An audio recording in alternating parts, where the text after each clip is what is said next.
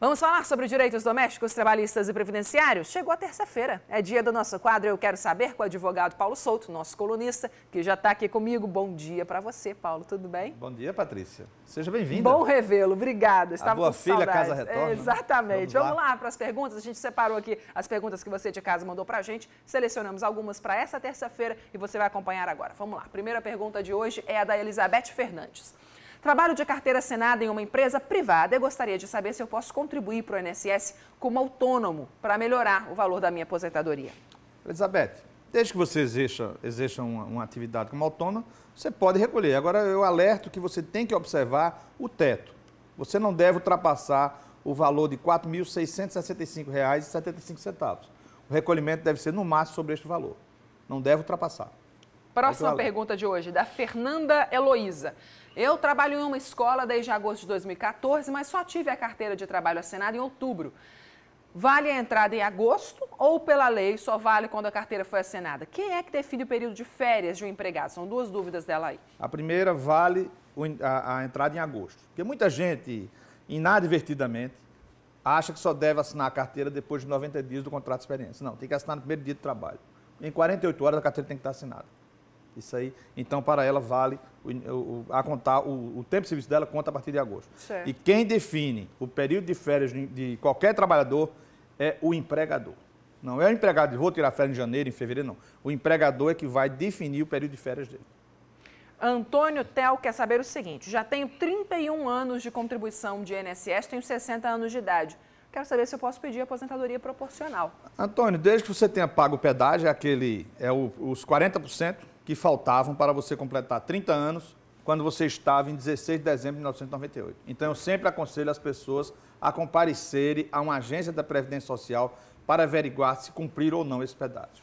Paulo, eu recebi uma pergunta aqui da Thaís Alves, muito curiosa. Ela diz: sou funcionária pro tempore do governo do estado da Paraíba há 27 anos, eu nunca tive direito a férias.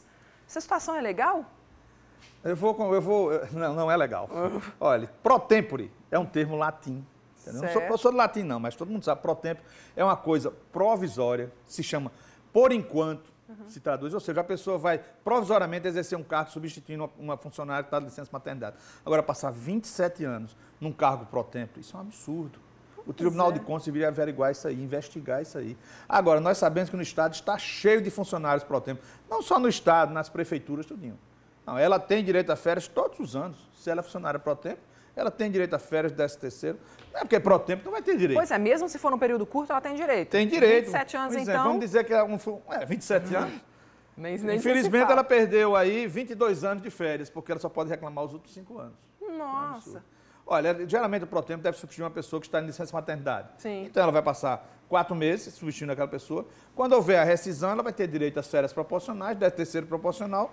E na rescisão não tem problema algum. Agora, 27 anos sem férias, coitada, tem que ser investigado. Exatamente. Próxima pergunta é do João Eudes. Vamos saber, fica ligada aí, viu, Thaís?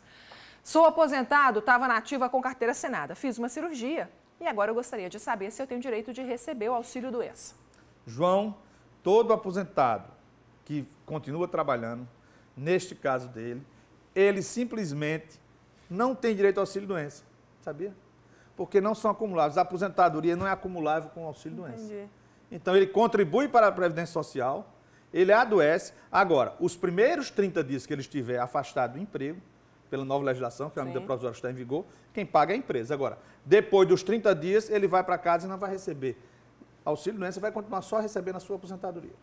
Pergunta do Petrônio Passos Albuquerque. Trabalho como motoboy, entregador de pizza, com moto, né? Gostaria de saber se eu tenho direito ao adicional de periculosidade que está previsto na Lei 12.997 do ano passado. Patrícia, ele tem direito. Todo trabalhador que exerce atividade em motocicleta, não é só motoboy. Um exemplo, um entregador de jornal, um entregador de remédio, um funcionário que diariamente faz um serviço bancário e utiliza sua moto. Aqui em João Pessoa mesmo tem uma Flora, aqui na Beira Rio, que toda tarde o gerente pede para um funcionário que tem uma moto, funcionário lá da empresa, ir fazer o serviço bancário. Sim. Esse funcionário me perguntou se tem direito ao adicional para previdência. Tem, senhor, porque ele está utilizando a moto dele, é o trabalhador que utiliza a motocicleta. Mesmo que seja uma vez por dia.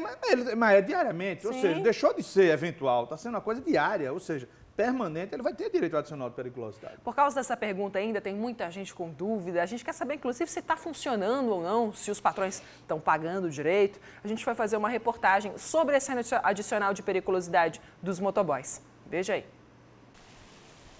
Eles correm contra o tempo todo. Volta e meia estão se arriscando no trânsito, tudo para cumprir os prazos das entregas. Os motoboys, como são popularmente chamados, hoje são reconhecidos pelo risco que correm na profissão. Desde o ano passado, qualquer entregador que trabalha com moto tem o direito de receber 30% a mais no salário como adicional de periculosidade. É lei, uma conquista que tem feito a diferença para esses trabalhadores. Estão pagando bem. Pelo menos a empresa que eu trabalho, a empresa do meu amigo, estão pagando direito. Dá para tirar um salário bom, em cima do que a empresa paga, ainda tem as taxas, né? Os 50 centavos, que é o da legislação, né? Tá dando para tirar. Fernando é um dos que estão na profissão há mais de 10 anos. Graças à legislação do adicional de periculosidade, ele hoje tem um salário de R$ 1.274, mais as bonificações que consegue por produção. Pela categoria da gente, pelo menos valorizou mais um pouco, né? Esse negócio dos 30% foi para 1.270, né? E fora que a gente também ganha assim 50 centavos por taxa e tal. Sim. Aí Produtividade. Isso, aí melhorou bastante. Empresas de terceirização de motoboys, a exemplo da de Manuel, nos primeiros meses que a lei começou a valer, chegou a fazer demissões. De 36 motoboys, ele ficou com 18, atendendo 8 empresas. Isso porque muitas resistiram a pagar o adicional. Ficou um pouco pesado o salário, teve que reajustar, e uns queriam reajustar, outros não queriam. Mas ficou muito difícil. Chegou o fim do ano, o BSC ficou mais alto. Mas está tudo chegando normal já.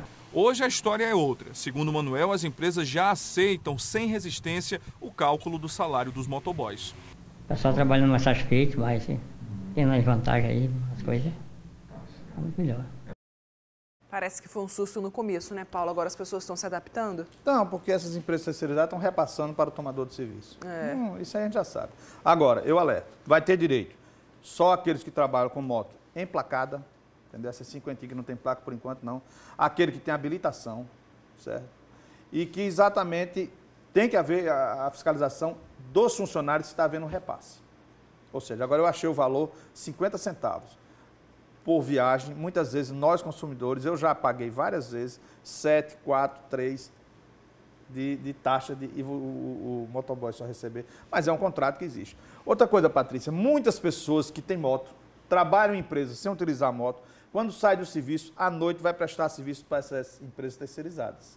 E não tem a carteira assinada, Sim. O que é um erro.